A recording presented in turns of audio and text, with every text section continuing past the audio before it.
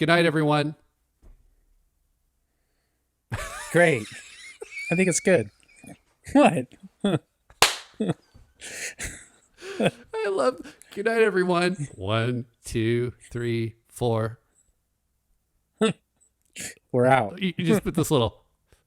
Peace out.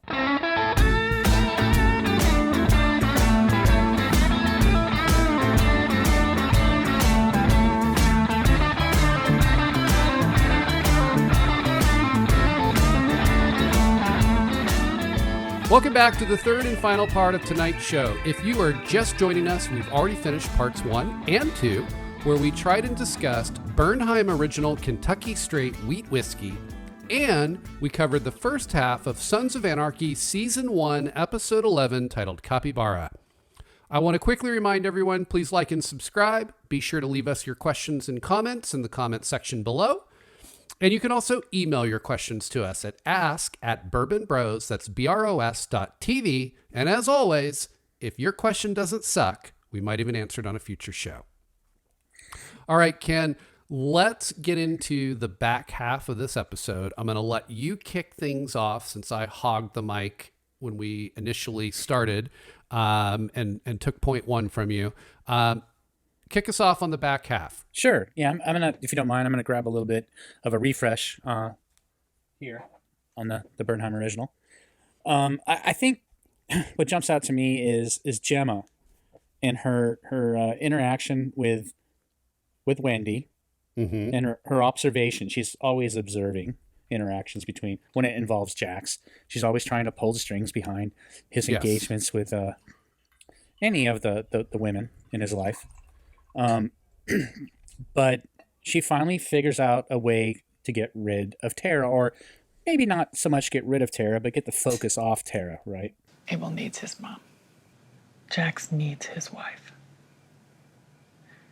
You stay clean. Pull your shit together. I will do whatever I can to help make that happen.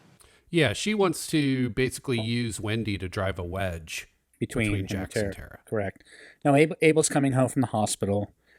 She ends up having Jax's house repainted to the tune of $2,300. I don't know if you caught that that reference by Clay. Now that I have you in a good mood, Jax's house. Just some remodeling and shit, for the baby. $2,300 for painting? Shit, I could have the prospect do it for free. Yes, I should have included that as part of the cold open, but yes, thank you for bringing it back up. Yeah, he's like, well, I just spent $2,300. I could have just had Half-Sack do that. The prospect would have saved us some money. But she kind of puts things together, she being Gemma, that, maybe let's try and help Wendy out. Wendy needs a place to stay. She's already told Jax that she's staying at the Ramada until she can find some permanent housing. So she sees this as an opportunity to kind of bring Wendy into the fold and to have her kind of cause confusion in the relationship between Tara and Jax. Have anything to add there?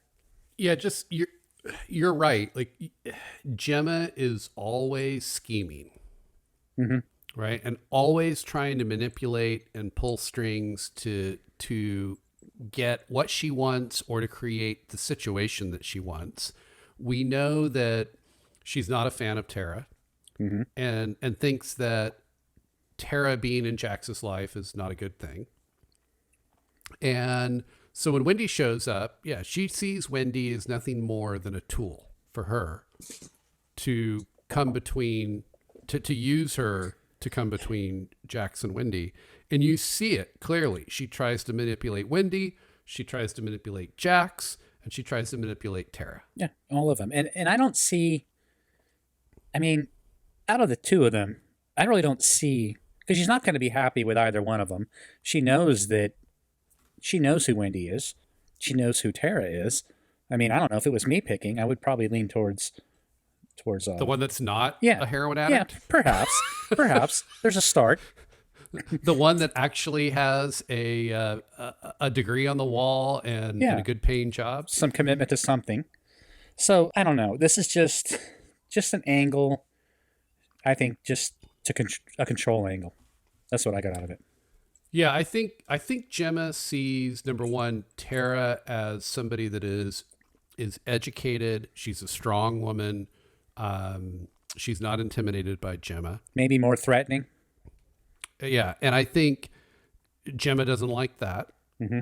She likes things that she can control, and she sees Wendy as being somebody that is weak, somebody that can be manipulated, and so Gemma feels a stronger sense of control, and she knows that Wendy needs her, needs Jax, needs the club, where Tara doesn't. Right. That gives Gemma more power. Okay. That's my take. So yeah, I think she sees Wendy as the lesser of two evils. Right.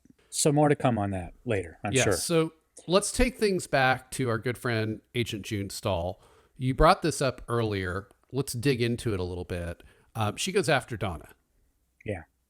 And She when I does. say she goes after Donna, what I mean by that is she's trying to leverage Donna's fears and use those fears to compel Donna to rat. Well, she started this in the last episode where she visited Donna at Opie at And her didn't get house. anywhere. It didn't get anywhere. So this is the next evolution of that attempt. Yes, and she's basically trying to tell Donna that if you don't turn state's evidence and if you don't go into WITSEC, then the club will likely kill Opie. Yeah, there's only two options. He's going to go to jail or he's going to wind up dead. Those are your two options. It was chilling. Yeah, which, again, put yourself in Donna's shoes. This is exactly what Donna has been trying to push and impart to Opie as to why she doesn't want him involved in the club. This is all of her worst fears coming to fruition. It is, and the way she handled it was not what you would expect. Donna, what kind of mother are you going to be? The kind who doesn't bail on her family. To me, the support that Donna showed to Opie was really strong. And almost out of character. Yeah, it almost was. You could see how much that she loves Opie. Yes, and it's funny, like we go back to Giving Back, right? The episode Giving Back, where Jack sits down and has that conversation with Donna. Mm-hmm. And we talked about how we thought like that was a turning point where Donna finally saw it from a different perspective. And then an episode or two later, she's giving Opie an ultimatum. Mm-hmm. And you realize that she hadn't turned the corner. And like, to me, this should be another reason that Donna would dig her heels in and push even harder for Opie to not be involved in this club. And yet this is where it seems like she turns the corner of all places. Mm-hmm. Right. But yeah, at the same time, like, you love Opie so much. You're so happy that she's supportive and not adding to the angst and stress that Opie's going through. And I don't necessarily know all the backstory that led to this being the outcome. I just know that I like this outcome better than what I thought we would be seeing. Right. So with that, the next point that I wanted to bring up, talk about, is when Opie finally is released and is able to go back to the club, to the Lion's Den, to tell his side of the story. Yeah, this is basically where the arc of the story kind of heads to the climax, Mm-hmm. right? Like this is where it all comes to a head. Right. You know, Opie's there. He's at the table at church, and he's telling the club what happened. And most everyone seems to be believing what he says. But you also see this arm's length reservation, and a lot of club members are kind of, hey, glad you're back. Like it's a little bit of, they don't know. Right. And you can feel that tension. How you doing, son? I'm good. Okay, see you, Baker. Welcome home. You okay? Yeah. Oh, He explains everything and he lays it out there. I recall Piney saying, "Hey, I'm proud of you." You know, there's a lot of everyone to me seemed to be on board. A little hesitation at first after hearing his story. It seemed like most everyone was on board with it, and they Yeah, went out and- to and celebrate. They went out basically- to celebrate. That's right. They went out to celebrate, and Opie asked Clay point blank, "Are we good?" Am I good with you, Clay? The MC?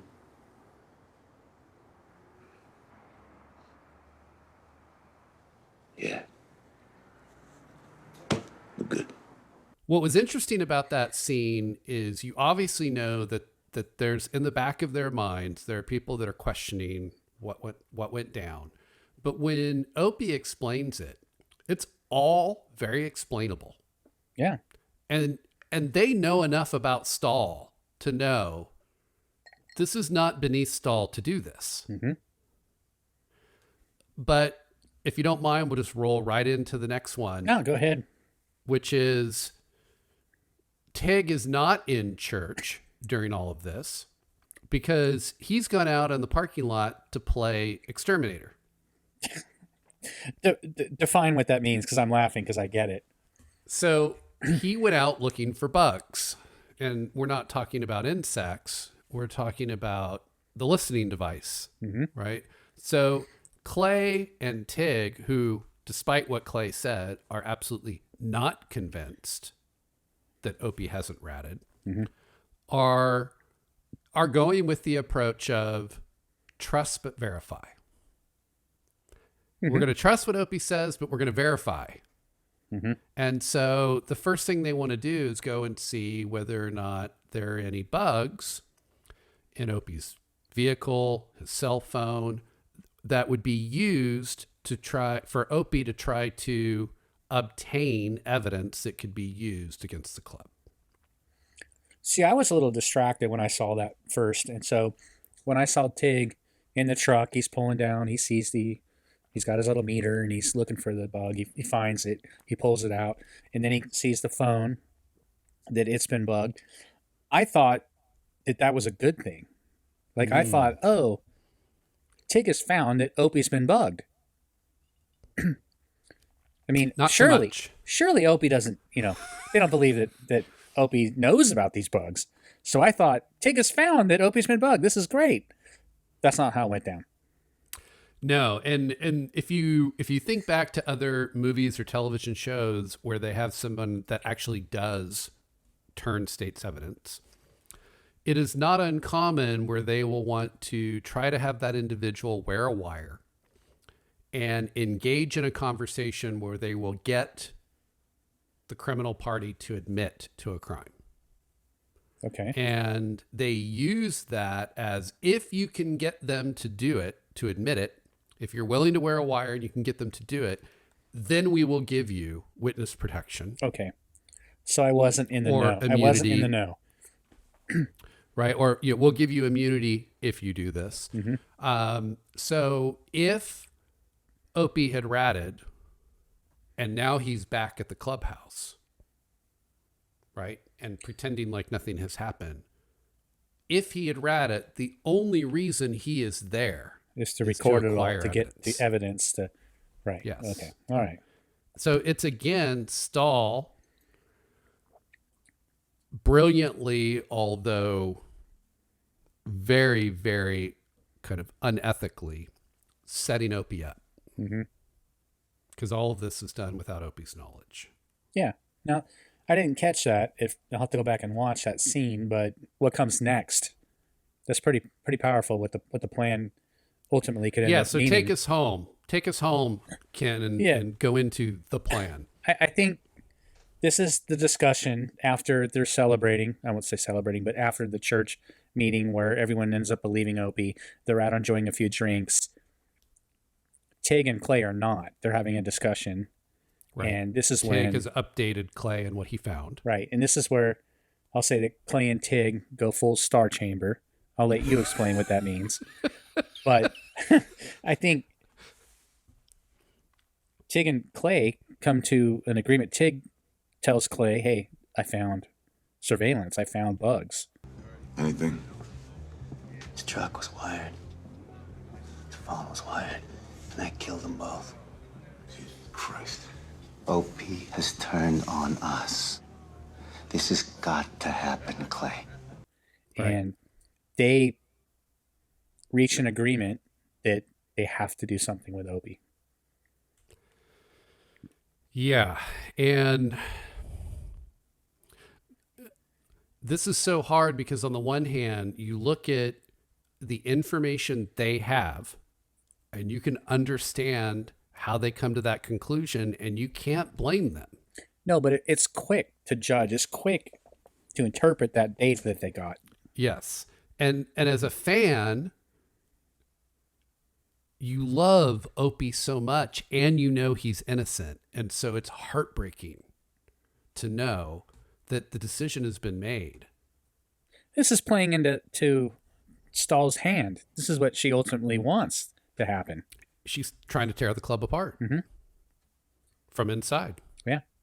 So yeah, they get together and decide between the two of them without a discussion and without a vote that Opie has to die. And they will handle it. Tig is like, we can handle it. We can do it. Then we do it quiet. Me and you. For Bobby. For the club. Yes, and it's going to stay between Clay and Tig. Because Clay doesn't want it to fall at the foot of the club. He's seen it rip charters apart. We need total deniability. This death never lands at our feet. I understand. Yeah, you feel it. You feel what's coming. Yes. It rolls the Yes. credits. That's where it ends. But something is coming in the next episode. I can feel it. Yes, and we've obviously seen the series. We know what happens. A lot of people that love this show, they know what happens. But it's still, and again, I've said it before, it's been a long time since I've gone back to the beginning and watched season one. It is going to be, I shouldn't say fun, but it's going to be interesting to come back and relive this. Because I remember what it was like when I first discovered the show and watched it for the first time. And now we get to go back and not only watch it, but talk about it here on this show. And this is going to be a full speed ahead locomotive taking us into season 2. Yeah. I'm just glad we don't have to wait for several months for season 2 to start. We get to roll right into it the following week. Go right into it. Yeah, it's been quite some time since I've seen this episode. It's entitled The Sleep of Babies. Yes. And it's a tough one. Yeah. Powerful. They decided not to bring the funny in this one. There's no funny. None.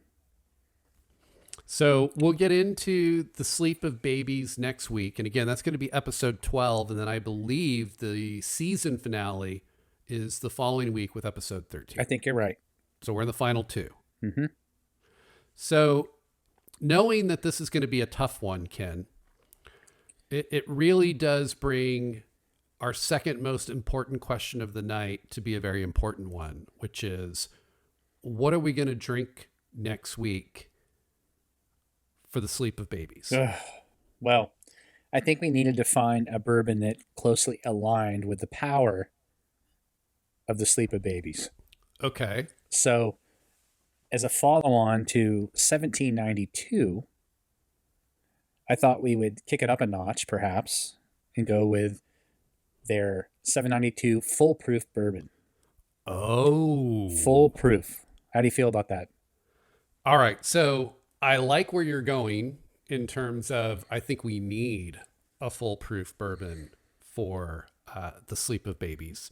It's the right episode to bring out a foolproof bourbon. But, Ken. Yeah. Way back in show number 4. Wow, way back. You had a, shall we say, unique first encounter with 1792. And that was the small batch at a measly 93.7 proof. When you say you're going to kick things up a notch, You're not kidding. This is 125 proof. Prepare yourself, my friend. Well, all I can say is I think part of my issue was quantity versus quality. So I think I'll have to contain myself next week, but I think it's the right selection. But I will come hydrated. I'll pace myself, and I think we can really focus on the topics, and I'll be in good shape. All right. Well, it will be a great conversation, and it will be a conversation that demands our attention. So I think the full proof is a good choice. Thinking back, I had never had the 1792 before. I'd kind of always just skipped over it. There's nothing really kind of striking to me about the bottle that spoke to me. And then you bought it, so I bought it, and we reviewed it on the show. And wow, what a great bourbon! I agree. It's right up there to me with some of our favorites. Woodford. I like this one. It's different, but I enjoyed tonight's beverage. But yeah, let's see where the full proof brings us. I think this episode calls for this.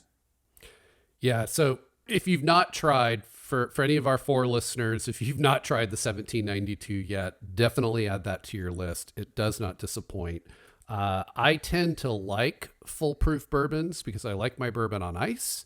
And so you can get a little bit of ice melt and it doesn't taste watered down.